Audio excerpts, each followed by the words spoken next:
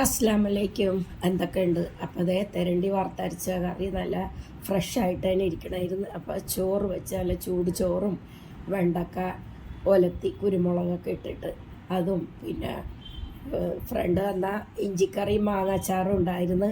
പിന്നെ ചൂരമീൻ അടുത്ത വീട്ടിൽ നിന്ന് ഒരു ചെറിയ ചൂരമീൻ തന്ന് അവർ ദീപിന്ന് കൊണ്ടുവന്നിട്ട് അപ്പോൾ അത് മുറിച്ച് കായം തേച്ച് പൊരിച്ച് അപ്പോൾ ചോറ് തിന്നണേണ് ഞാൻ.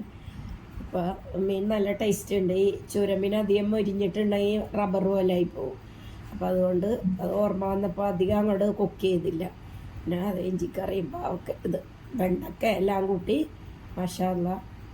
പനി വന്ന് രണ്ടാമത്തെ ദിവസം തന്നെ ഇങ്ങനെ കഴിക്കാൻ പറ്റണത് വലിയ ഭാഗ്യമാണ്.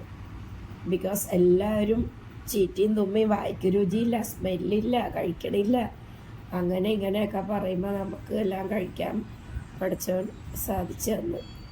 അപ്പോൾ ഇനി മോൻ എഴുന്നേറ്റ് വന്ന് അവൻ്റെ അടുത്ത് കഴിച്ചോളൂ. ഇനി എല്ലാം റെഡിയായിരിപ്പുണ്ട്.